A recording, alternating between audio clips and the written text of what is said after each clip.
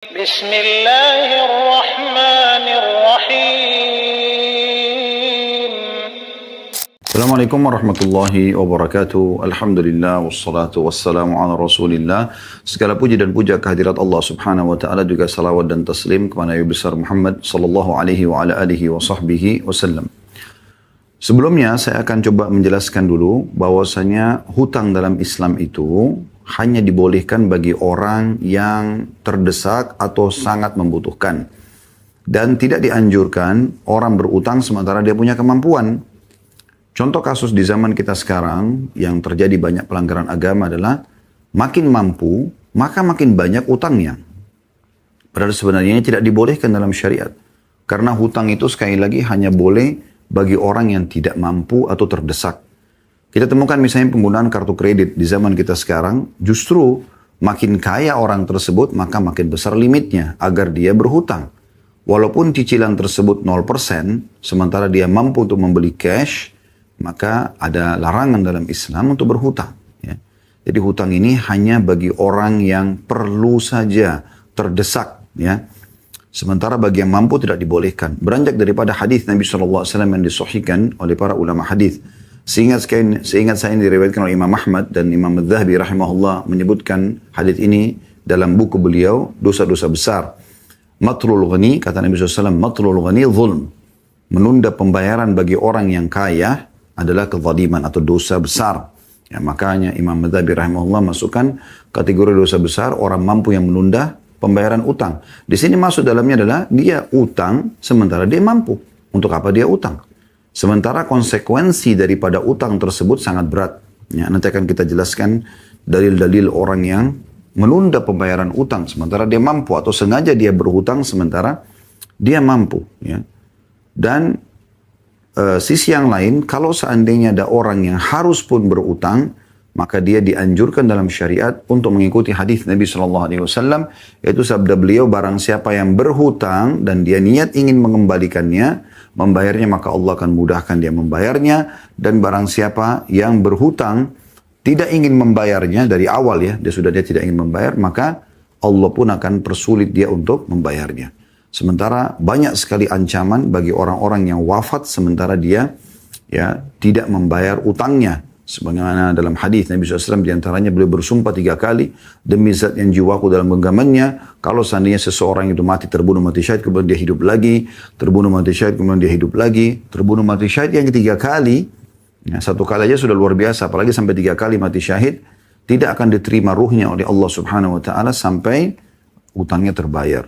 Atau kama qala Nabi SAW. Oleh karena itu kita harus hati-hati sekali berhubungan dengan masalah utang ini, atau kita harus hutang. Kalau seandainya seseorang itu sudah terlanjur berhutang, ya, misalnya di saat Anda ikut ta'lim ini Anda baru tahu, oh ternyata orang kaya nggak boleh utangnya misalnya, ya kan? Karena itu masuk dalam kezaliman, dia menunda pembayaran sementara dia punya uangnya. Dia hanya mau menggunakan seperti fasilitas saja, padahal sebenarnya dia tidak boleh berutang di saat itu, ya. Maka sekarang dia mau mengubah, sudah terlanjur utang. Maka Anda selesaikan, Anda lunasi semua itu. Dan mulai sekarang Anda mulia cash and carry. Bayar cash, Anda bawa barangnya. Selesai. Sehingga Anda tidak ada beban. 2-3 langkah setelah Anda beli produk tersebut, dan kemudian Anda meninggal dunia, Anda tidak ada beban hukum. Anda tidak ada beban hukum. Ya. Apalagi yang terjadi pada sebagian orang, mereka berutang tanpa diketahui oleh ahli warisnya.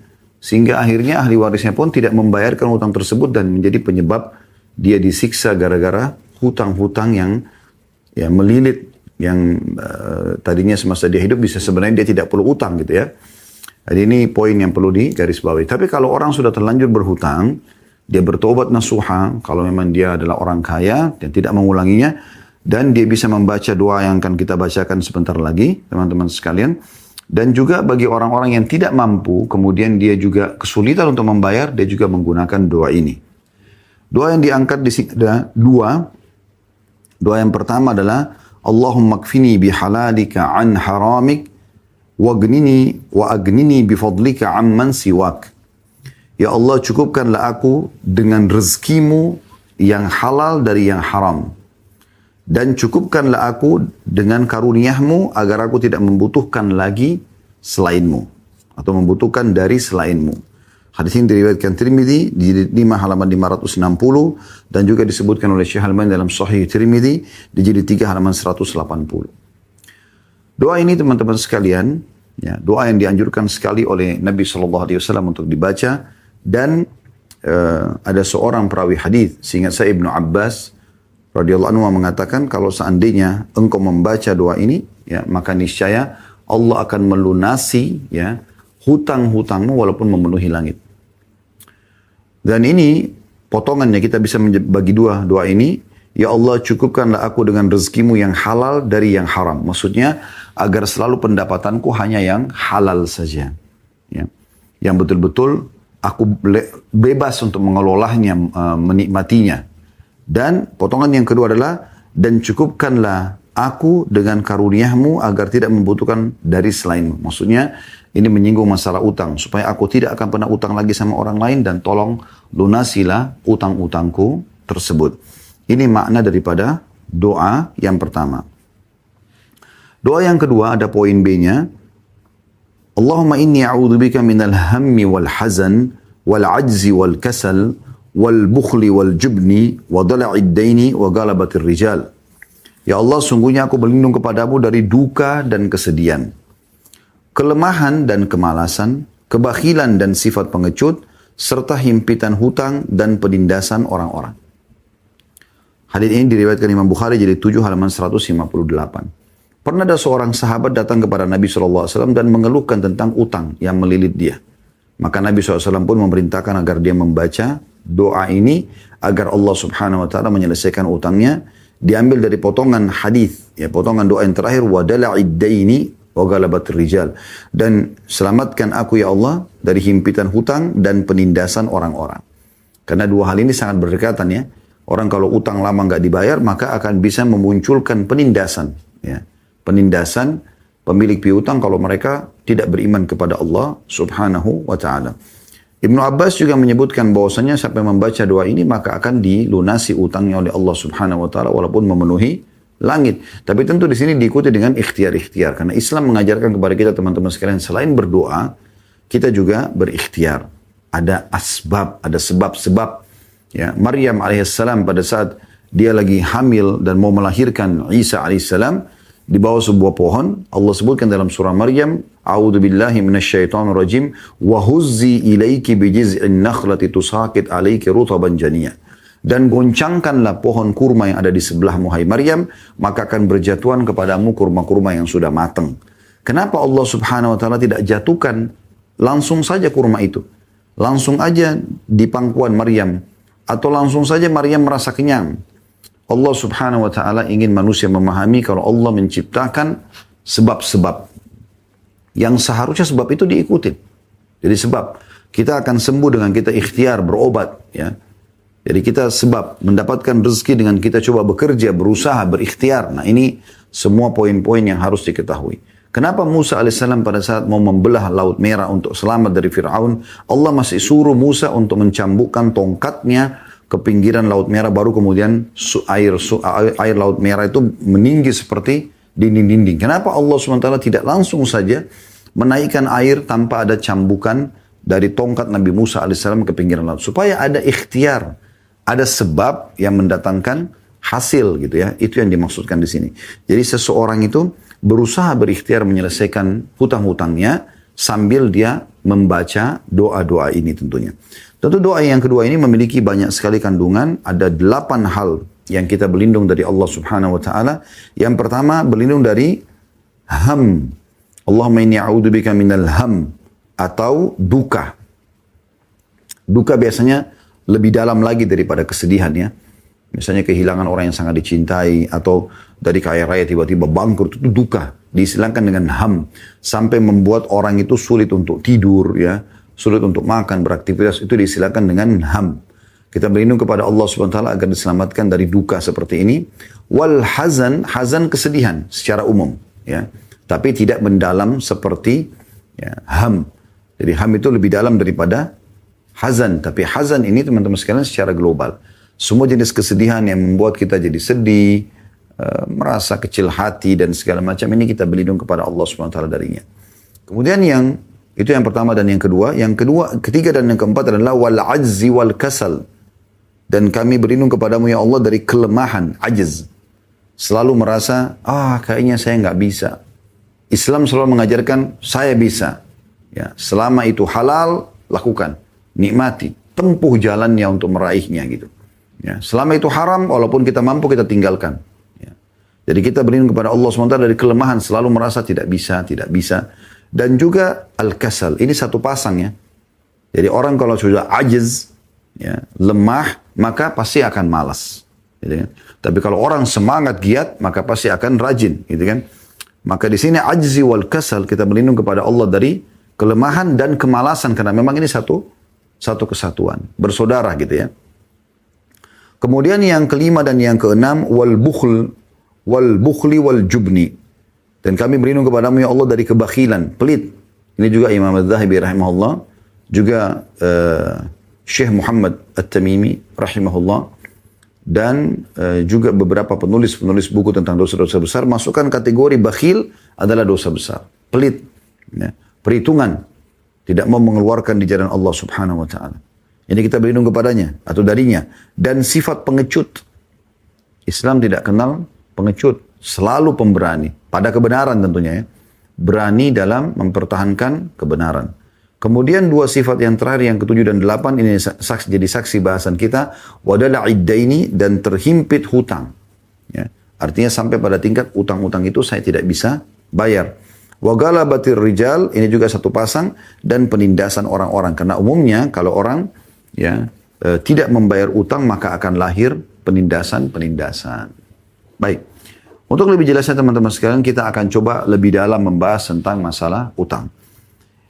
Setelah tadi kita singgung, tidak boleh seseorang yang kaya berutang, ya, dia hindari, ya, dan orang yang utang harusnya dia niat untuk membayar dan dia memohon kepada Allah SWT agar dimudahkan. Maka kita akan coba dulu menyebutkan teman-teman, kalau hutang ini memang sesuatu yang berbahaya dalam kehidupan seorang muslim. Tapi ada ya dua poin yang perlu kita titik beratkan. Yang pertama, orang yang menghutangkan orang itu punya keutamaan. Anda kalau Allah berikan kelebihan rezeki, lalu ada orang yang butuh dan Anda utangkan dia, ini punya keutamaan tersendiri. Ini adalah jenis investasi yang tidak ada keuntungan dalamnya. Jadi saya sering bahasakan supaya mudah difahami, investasi dalam Islam ada dua. Investasi yang boleh Anda ambil keuntungan darinya, seperti Anda meletakkan dana Anda di satu perusahaan atau di tangan seorang teman, dengan tujuan agar dia memutarnya dan akhirnya kita dapat bagi hasil. Ini nggak ada masalah. Anda ambil keuntungan dari situ. Tapi ada jenis investasi kedua, ini murni Anda berikan dana Anda, tapi Anda tidak berharap ada feedback, ada kembali. Ya, maksudnya ada nilai tambahannya, yaitu utang piutang. Nah, ini banyak orang tidak paham. Sehingga mereka ada yang terlalu berlebihan dalam masalah ini. Dalam arti kata, ya mereka utang gitu kan, tapi tetap harus ada keuntungan. Ini berlebihan. Padahal sebenarnya tidak boleh. Kalau dia mau, ada transaksi jual beli. Ini utang piutang tidak boleh. Anda tidak bisa memberikan utang tanpa bunga, tanpa keuntungan, jangan Anda buka pintu itu dalam Islam. Seperti itu. Atau ada orang juga terlalu berlebih-lebihan, maksudnya terlalu kurang sekali. Mereka utang dan tidak mau membayarnya. Nah ini juga kekeliruan teman-teman sekalian. Ya. Baik, kita akan coba masuk dulu. Apa sih keutamaannya kalau seseorang itu mengutangkan orang lain? Ini punya keutamaan tersendiri dalam Islam ya. Kita dengarkan hadis Abu Hurairah radhiyallahu anhu dalam hadis yang sahih diriwayatkan Imam Muslim nomor 2699. Kata Nabi SAW, "Man naffasa an mu'minin kurbatan min kurabid dunya, naffasallahu anhu kurbatan min kurabi yaumil qiyamah." Artinya, barang siapa yang meringankan sebuah kesusahan, kesedihan, permasalahan yang sedang dihadapi oleh seorang mukmin di dunia, maka Allah akan meringankan kesusahannya pada hari kiamat. Artinya apapun yang membahayakan di hari kiamat yang bisa membuat dia sedih, maka Allah akan hilangkan karena dia membantu seorang muslim di dunia. Kemudian dikatakan, وَمَنْ يَسَّرَ عَلَى مُعْسِرٍ يَسَّرَ اللَّهُ عَلَيْهِ فِي الدُّنْيَا وَالْآخِرَةِ. Dan barang siapa yang memudahkan urusan seseorang yang dalam kesulitan. Jadi ada orang yang butuh sesuatu dari dia mudahkan urusannya. Maka Allah pun akan memberinya kemudahan di dunia dan di akhirat. Ya. Pegawai Anda, pembantu rumah tangga, supir Anda mudahkan urusannya. Ya. Anda ada orang yang datang ke kantor Anda kantor pelayanan masyarakat misalnya, Anda mudahkan, maka ini masuk dalamnya. Kemudian selanjutnya kata Nabi SAW, وَمَنْ سَتَرَ مُسْلِمًا سَتَرَهُ اللَّهُ فِي الدُّنْيَا وَالْآخِرَةِ. Dan barang siapa yang menutupi aib atau kekurangan seseorang di dunia, maka Allah akan menutupi aibnya di dunia dan di akhirat. Siapa yang menutupi kekurangan seorang muslim, aibnya di dunia, maka Allah akan tutupi juga aibnya di dunia dan di akhirat. Dan yang terakhir, yang keempat, kata Nabi SAW, وَاللَّهُ فِي عَوْنِ الْعَبْدِ مَا كَانَ الْعَبْدُ فِي عَوْنِ أَخِيهِ.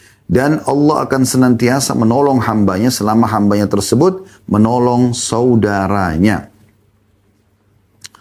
Keempat hal ini teman-teman sekalian, masuk dalamnya adalah melunasi utang atau memberikan utang. Ya kan? Karena potongan pertama, barang siapa yang meringankan sebuah kesusahan atau kesedihan seorang mukmin dunia, Allah akan meringankan susahnya pada hari kiamat. Ini termasuk utang. Orang tidak mungkin datang mau utang kecuali memang dia dalam keadaan susah. Anda berikan, Anda dapat keutamaan itu. Kemudian yang kedua, barang siapa memudahkan urusan seseorang dalam keadaan sulit, Allah akan mudahkan urusan dunia dan di akhirat. Artinya, dia lagi dalam kesulitan, Anda mudahkan urusannya. Dia mau bayar rumah sakit anaknya, dia mau bayar rumah sakit buat dia, mau beli obat, ya, dan segala macam hal, maka Anda dapat lagi di sini. Ini dengan membayar utang, memberikan utang. Potongan ketiga juga Anda dapatkan dengan memberikan utang, yaitu barang siapa yang menutup aib seseorang muslim di dunia, Allah akan tutup aibnya di dunia dan di akhirat. Ini kan kekurangan dia, aib dia. Anda tutupin dengan cara memberikan kepada dia pinjaman. Dan yang terakhir, Allah senantiasa menolong hambanya selama hamba tersebut menolong saudaranya. Dan ini pertolongan juga dengan memberikan utang. Jadi semua yang dijanjikan dalam hadis ini, empat-empatnya bisa didapatkan dengan mengutangkan orang, gitu ya. Dalam kitab Tuhfatul Ahwadhi, syarah daripada Sunan Tirmidzi, di jilid 7 halaman 261 dijelaskan, makna hadis ini memberikan kemudahan pada orang miskin, baik mukmin ataupun kafir, yang memiliki utang dengan menangguhkan pelunasan utang atau membebaskan sebagian utang atau membebaskan seluruh utangnya. Jadi di sini dijelaskan oleh penulis buku ini bahwasanya masuk dalam makna memberikan kemudahan sehingga juga dimudahkan urusan dunia dan di akhirat adalah dengan memberikan utang atau memberikan tenggang waktu atau memaafkan sebagian atau memaafkan seluruhnya. Jadi makanya tadi saya bilang ini jenis investasi yang tidak boleh ada keuntungan yang kita dapatkan di situ. Murni mencari akhirat. Kalau Anda memiliki piutang dengan orang, setelah Anda utangkan sama dia, maka mudahkan. Ada sisi lain untuk meraih pahala juga. Jangan persulit penagihannya. Kalau ada Anda terima, kalau belum ada Anda biarkan saja dulu. Berikan tenggang waktu. Ya. Sesuai dengan hadis Jabir bin Abdullah radhiyallahu anhuma, bahwasanya dia dengan ayahnya sahabat, bahwasanya Rasulullah SAW bersabda, rahimallahu rajulan samhan idza ba' wa idza ishtara wa idza iqtada. Semoga Allah merahmati seseorang yang bersikap mudah ketika menjual. Transaksi jual beli, sudah ada keuntungan, sudah alhamdulillah, mudahkan. Tidak usah persulit. Ya, sehingga dia bisa beli produk lain, dia putar lagi modalnya gitu kan. Dan juga ketika membeli, dia sudah tahu ini menguntungkan, tidak usah lagi dia press, sengaja dia tekan orang. Padahal dia sudah tahu dia sudah untung sebenarnya. Udah beli aja. Mudahkan gitu. Ini Nabi SAW mendoakan agar Allah merahmati dia. Dan yang ketiga adalah ketika menagih haknya atau utangnya. Dia mudahkan. Kalau orang itu mampu, dia minta. Kalau tidak mampu, dia berikan tenggang waktu. Ya.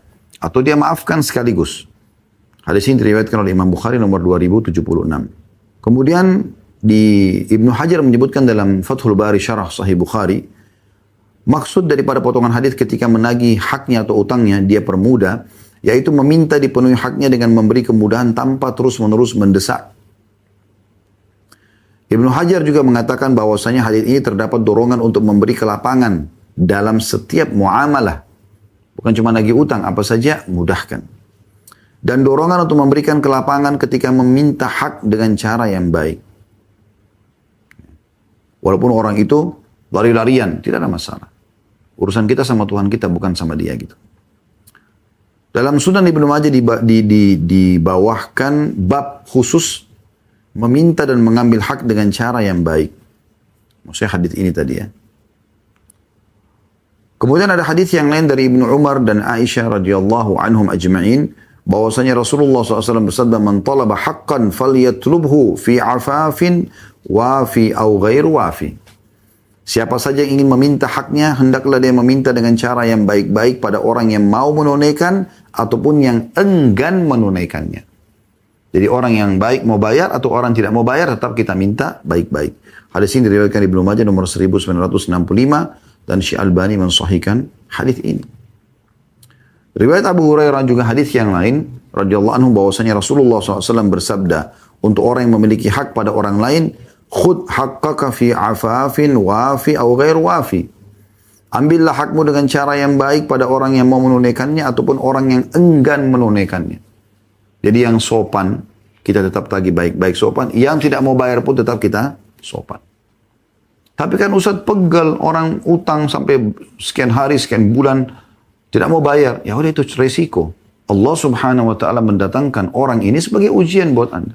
Anda bersabar nggak? Sebagaimana Allah datangkan juga nikmat yang banyak. Mungkin ada orang utang sama Anda, dia telat bayar seperti ini, ya.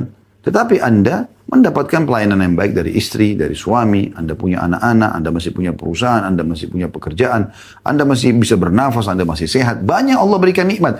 Ini bentuk cobaannya. Sabar akhi dan ukhti. Sabar. Ya. Bisa dikatakan hampir semua orang di antara kita akan pernah memiliki piutang dan tidak semua orang bayar. Bahkan mungkin mayoritasnya tidak bayar. Itu sebagai ujian dalam harta Anda. Kata Ali bin Abi Thalib radhiyallahu anhu, siapa yang Allah lapangkan rezekinya, dia harus bisa memberikan yang terbaik dari harta tersebut untuk menjamu tamunya, melanjut hubungan kekerabatannya, ya, membantu para fakir miskin, membantu ibnu sabil, jihad di jalan Allah, dan dia bersabar atas cobaan hartanya. Ini cobaan harta di sini. Ada orang utang tidak bayar, itu sudah umum itu. Walaupun awalnya datang Anda lihat orangnya baik-baik, tapi ternyata begitu. Mungkin ada orang yang datang menipu Anda bersabar. Anda tetap ikhtiar, nagih dengan cara baik-baik walaupun dasarnya dia yang salah. Karena Allah yang perintahkan Anda untuk baik-baik. Ya. Dan Allah akan memberikan pahala yang sangat besar di situ. Ya. Dan kalau seandainya Anda bisa memberikan tenggang waktu, berikan tenggang waktu, tidak masalah.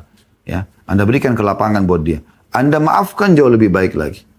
Allah Subhanahu wa taala mengingatkan dalam surah Al-Baqarah ayat 280. Anda bisa buka surah nomor 2 dalam Al-Quran, Al-Baqarah ayat 280 yang berbunyi, "A'udzu billahi minasyaitonir rajim wa in kana dzu usratin fanadhiratun ila maisarah wa an tasaddaqu khairun lakum in kuntum ta'lamun." Jika orang yang berhutang itu dalam kesukaran, kita punya piutang ya, pada orang lain, orang yang berhutang itu sulit dia. Maka berilah tangguh, ini firman sang Raja Allah Subhanahu wa taala. Berilah tangguh sampai dia berkelapangan. Dan menyedekahkan sebagian atau semua utang itu. Maafin sebagian supaya lebih ringan. Berikan tengah waktu. Atau Anda maafkan sudah nggak apa-apa. Kalau nggak mampu sudah nggak usah. Semua saya anggap lillahi ta'ala. Ya. Maka itu lebih baik jika kamu mengetahui. Maksudnya akan lebih menyenangkan buat kalian pada saat kalian menemukan nanti balasannya pada hari kiamat. Ya. Jadi jelas sekali bagaimana Allah Subhanahu wa ta'ala memerintahkan kita untuk memberikan penangguhan. Ya. Penangguhan. Bukan justru pakai preman, ya, dengan cara yang kasar dan segala macam, itu nggak boleh. Ya.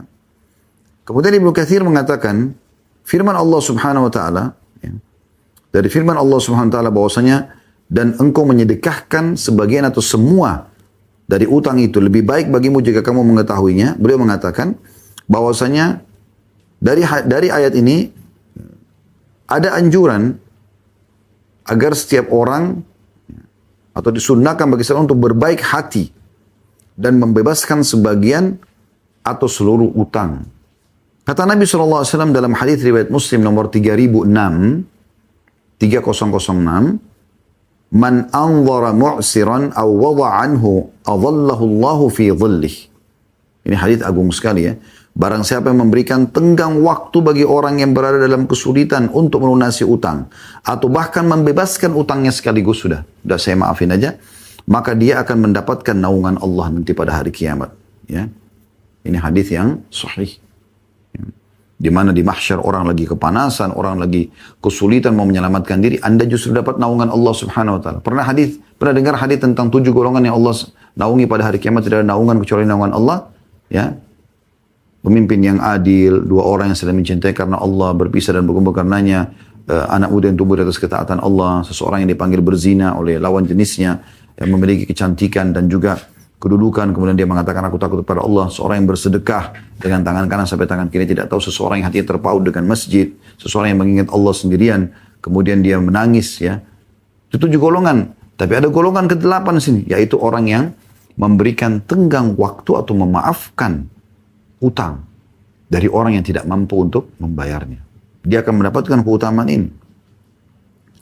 Kemudian dalam hadis yang lain melalui sahabat yang mulia Abu Yasar radhiyallahu anhu, bahwa Rasulullah SAW bersabda, man ahabba an yudhillahu Allahu azza wa jalla fi dhillihi falyundiril mu'sira aw liyadha anhu.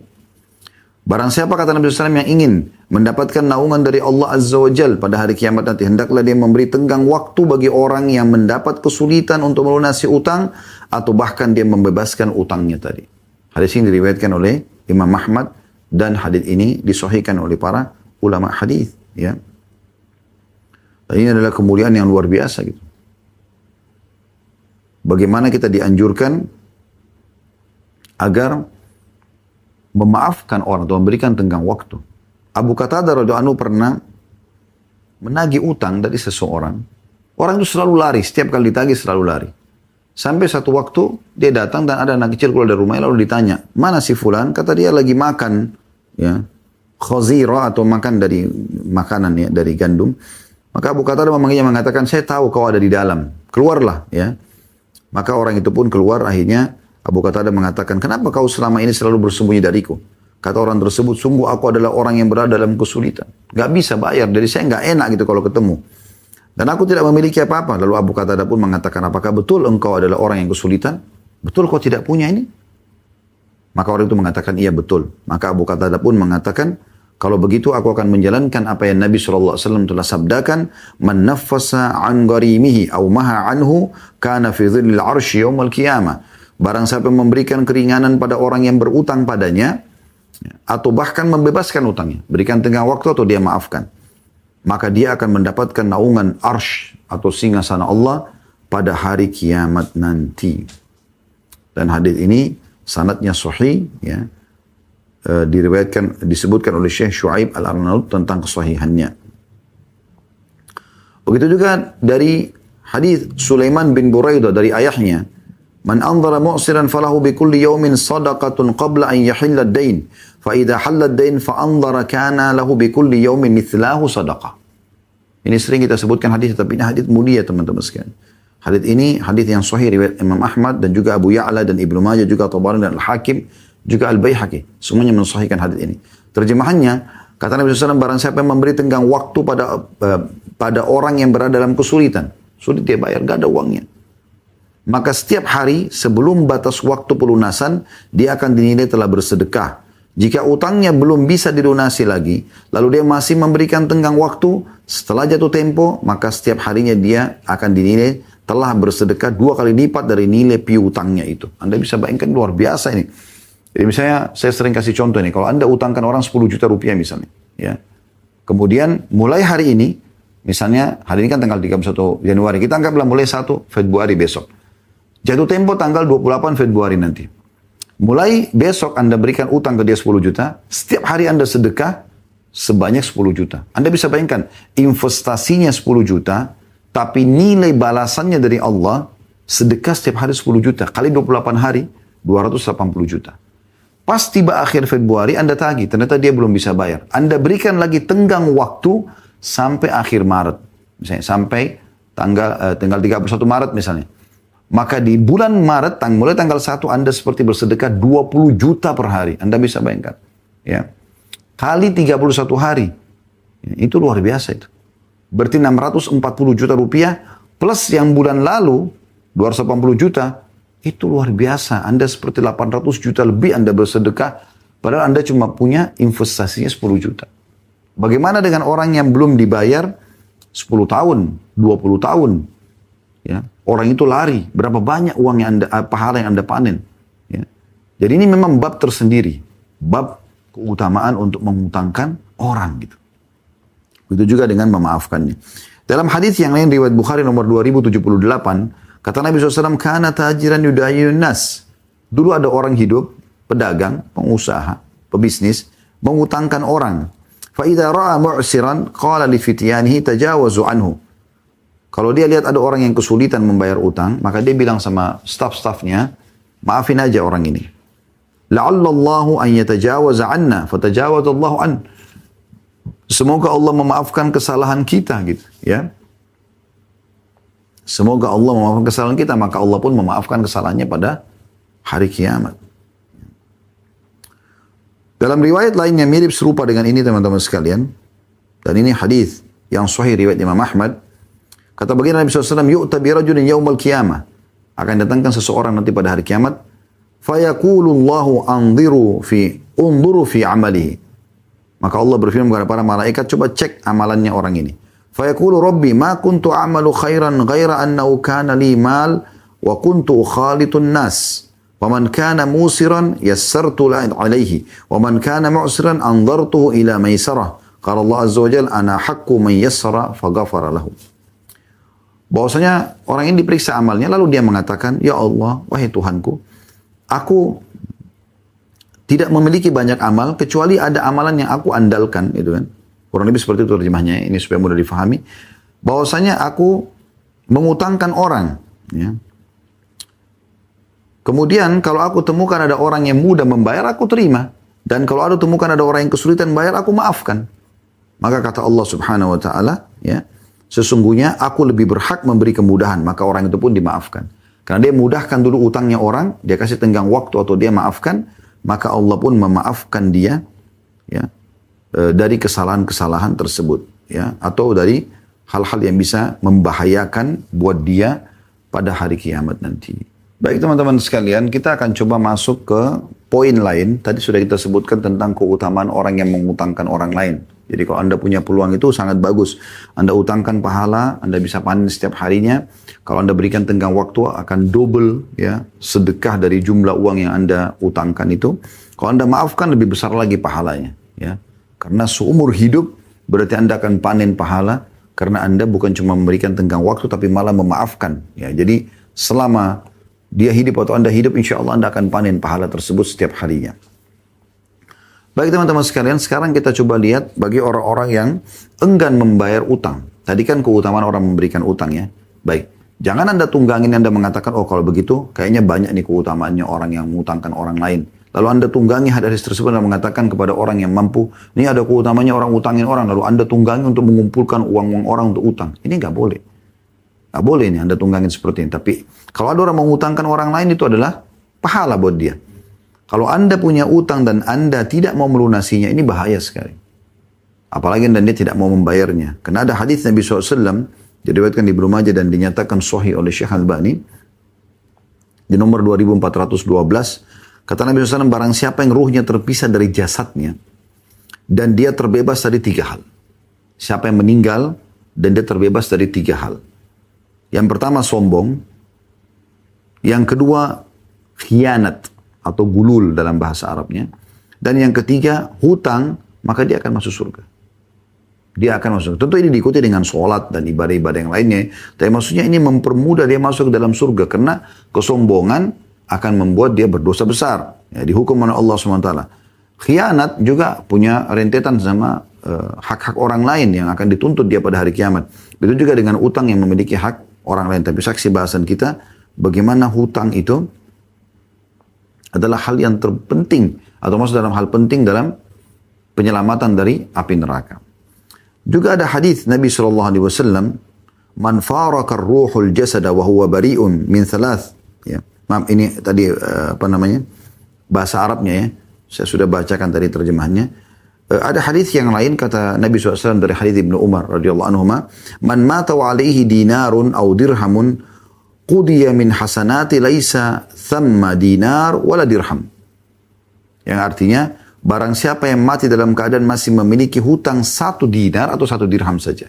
Ini dianggap uang terkecil pada saat itu, ya. Maka hutang tersebut akan dilunasi dengan kebaikannya di hari kiamat nanti. Ketika di sana di akhirat tidak ada lagi dinar dan dirham. Hadis riwayat Ibnu Majah nomor 2414 dan disahihkan oleh Syekh Albani. Anda bisa bayangkan kalau Anda meninggal punya utang, maka dibayar dengan apa? Pahala-pahala Anda. Nggak ada lagi dirham dan dinar di sana. Ini sejalan juga dengan hadis Nabi SAW yang lain. Siapa yang memiliki permasalahan dengan saudaranya di dunia, maka selesaikan sekarang di sini. Sebelum datang hari nanti, nggak ada manfaatnya dinar dan dirham. Lalu kata para sahabat, ya Rasulullah, memang di sana apa nanti yang bermanfaat? Kata Nabi SAW, pahalamu atau dosa mereka. Jadi bagi-bagi pahalamu untuk melunasi utang, engkau pernah mencaci maki, menggibah, memfitnah, dan segala macam hal yang merupakan hak orang lain. Ya na'udzubillah, semoga Allah selamatkan kita semua dari ini. Dan saya sarankan teman-teman, jangan pusing dengan keadaan orang lain, perbaiki diri Anda. Kalau Anda lihat kebaikan, Anda dukung. Kalau Anda lihat kemungkaran, Anda nasihati atau doakan supaya dapat hidayah. Selesai. Jangan masuk kerana orang lain. Tiap hari gosipin orang, tiap hari fitnah orang. Jadi masalah. Atau ngambil hak orang lain dan tidak dikembalikan. Ini akan jadi berat bagi dia pada hari kiamat. Maka harusnya dia menyelamatkan diri. Gitu kan? Atau kalau pahalanya sudah habis, dosa-dosa mereka akan dibebankan kepada dia. Orang lain yang berzina, orang lain yang membunuh, Anda yang disiksa untuk itu. Kerugian. Ya. Meninggal dalam kondisi tidak membawa musuh dan dosa. Ini sering kami ingatkan teman-teman sekalian. Semoga Allah jadikan kami orang yang pertama melaksanakan, bukan cuma mengucapkan. Meninggal dunia lah membawa dua hal dan jangan bawa dua hal. Meninggal dunia membawa amal soleh dan sahabat yang soleh. Sahabat yang baik. Yang kalau amal kita kurang, dia akan cari dari kita. Membawa kita ke derajatnya di surga. Ya. Dan jangan meninggal membawa dua hal, musuh dan ya, dosa. Karena ini akan membahayakan kita pada hari kiamat nanti. Meninggal dalam kondisi tidak ada permasalahan dengan orang-orang, tidak ada terlilit utang, dan Anda penuh dengan ibadah, kesabaran kalau ada cobaan, maka Anda akan selamat insya Allah. Kemudian dalam hadis yang lain juga ancaman bagi orang yang sengaja tidak membayar utang sementara dia mampu. Kalau tidak mampu ya dia jangan lari. Dia coba membahasakan kepada pemilik piutang, minta dimaafkan, diridhokan, atau kalau tidak minta tenggang waktu. Dan Anda baca doa tadi yang sudah kita pelajari, dua jenis doa itu agar utang Anda dilunasi. Ya. Tapi kalau Anda sengaja tidak mau bayar, maka ini jadi masalah. Ini yang sedang kita bahas. Hadis Nabi SAW ya, diriwayatkan oleh Tirmidzi dan disahihkan oleh Syekh Albani. Hadis yang berbunyi nafasal mu'mini nafsul mu'mini mu'allaqatun bidaini hatta yuqda anhu. Jiwa seorang mukmin masih bergantung dengan utangnya sampai dia melunasinya atau kerabatnya melunasinya. Dari sini juga kita perlu ambil pelajaran teman-teman sekalian. Anda kalau punya utang, tulis wasiat. Tulis wasiat. Nabi SAW memerintahkan kita jangan lewat 3 hari sesuatu yang membebani kita kecuali sudah kita tulis dalam bentuk wasiat. Saya punya utang sama fulan, saya punya utang sama fulan. Ingatkan itu. Pada saat mertua kami meninggal, saya ingatkan itu. Orang tua kami juga meninggal, saya ingatkan pada kerabat. Ingat, mungkin dia punya utang sama tetangga, mungkin ada warung di sebelah, mungkin cuma segelas air, mungkin sebuah pulpen. Hal-hal kecil, coba tanyakan supaya mereka halalkan. Karena itu sudah cukup akan membuat ruhnya bergantung sampai dilunasi. Ya. Al-Iraqi berkata, urusannya masih menggantung, tidak ada hukuman baginya, ya, yaitu tidak bisa ditentukan apakah dia selamat atau binasa sampai dilihat bahwa utangnya tersebut lunas atau tidak. Ya, sampai Nabi SAW itu tidak mau mensolati orang yang punya utang. Jadi ada pernah orang yang mau disolati di hadapan Nabi SAW, kemudian beliau bertanya apakah orang ini punya utang. Ada sahabat mengatakan iya ya Rasulullah, 2 dirham. Kata Nabi SAW, solatilah sahabat kalian ini. Nabi sendiri tidak solatin, gitu kan. Jadi anjurannya para ulama-ulama besar tidak sudah sholatin. Sampai ada yang mengatakan, ya Rasulullah saya menanggungnya. Biar saya yang bayar. Barulah Nabi SAW sholati jenazah orang tersebut. Saking pentingnya masalah utang ini harus diperhatikan. Gitu. Orang yang tidak mau melunasi utang ini dihitung seperti pencuri. Kalau dia punya kemampuan ya. Sesuai dengan hadis Suhaib al-Khair radhiyallahu anhu. Bahwasanya Rasulullah SAW bersabda, ayyuma rajulin yudayyinu, ya, atau yudayyanu, ayyama rajulin yudayyanu daynan wa huwa mujmi'un alla yuwaffiyahu iyyahu lakiyallahu sariqan. Siapa saja yang berhutang lalu berniat tidak mau melunasinya, sengaja lari-larian, sengaja nunda-nunda, ya, maka dia akan bertemu Allah pada hari kiamat dalam status sebagai pencuri. Pencuri. Ya. Karena dia sengaja. Sama dengan pencuri. Hadis ini riwayat Ibnu Majah nomor 2410 dan Syekh Albani menyatakan hadis ini hasan sahih. Al-Munawi berkata, rahimahullah, orang seperti ini akan dikumpulkan bersama golongan pencuri dan akan diberi balasan sebagaimana hukuman bagi mereka. Dikutip dari kitab Faidul Qadir, jilid 3 halaman 181. Ibnu Majah juga membawakan hadis ini dalam bab barang siapa yang berhutang dan berniat tidak ingin melunasinya. Berarti akan menjadi hukumannya dihitung pencuri. Ibnu Majah juga membawakan riwayat lain dari hadits Abu Hurairah radhiyallahu anhu bahwasanya Rasulullah sallallahu alaihi wasallam bersabda, "Man akhadha amwalan nasi yuridu itlafaha atlafahu Allah." Barang siapa yang mengambil harta manusia dengan niat ingin menghancurkannya, ya, maka Allah akan menghancurkan dirinya. Hadis riwayat Bukhari nomor 18, Ibnu Majah nomor 2411, ya. Jadi ini hati-hati sekali. Misalnya ada orang sengaja nih, dia utang atau sengaja. Memang tujuannya untuk menghancurkan keadaan ekonominya orang tersebut. Maka ini lebih berat lagi. Allah pun akan menghancurkan hidup dia. Banyak manusia tidak sadar tentang masalah ini teman-teman sekalian. Kalau permasalahan yang sedang dihadapi sebenarnya, baik dari bahaya lisannya sendiri, dia pernah doakan keburukan diri dan keluarganya misalnya, atau hartanya, atau pekerjaannya. Atau memang dia punya permasalahan dengan orang yang dia tidak sadari. Ada sangkutan dengan orang lain yang orang terzalimi, akhirnya orang mendoakan keburukan buat dia. Dan ini harus hati-hati. Ya, ini harus hati-hati. Ya, karena ini permasalahan bukan masalah ringan. Di dalam hadis, ya, Nabi SAW tentang bahayanya utang juga ini, hadis diriwayatkan oleh Imam Muslim nomor 1886, kata Nabi SAW, "Yukfaru lisyahidi kullu dzambin illa ad-dain." Semua dosa orang yang mati syahid akan diampuni kecuali hutang. Berarti hutang di sini dikategorikan, ya, bisa berbentuk dosa, bisa berbentuk sesuatu yang menggantung jiwa dia. Kalau dia sengaja tidak mau bayar, berarti dosa. Kalau dia tidak sempat bayar, maka minimal akan menahan ruhnya tadi. Ya, belum dihisab sama Allah SWT, belum bisa menikmati juga kalau ada pun ada nikmat yang diberikan di alam barzah sana, sampai terlunasi utangnya. Oleh karena itu teman-teman sekalian, kita harus hati-hati sekali.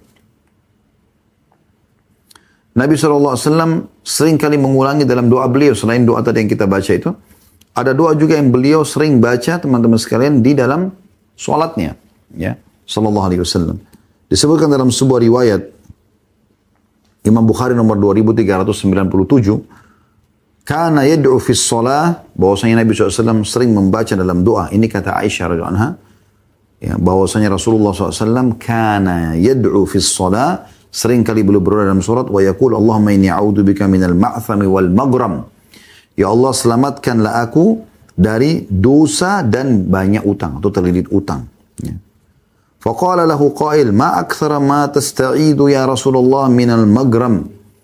Seseorang berkata, ya Rasulullah, kenapa begitu seriusnya Anda berlindung dari terlilit utang ini? Qala innar rajula idza gharima haddatha fakadzab wa wa'ada fa akhlaf. Ini alasan lainnya secara keimanan.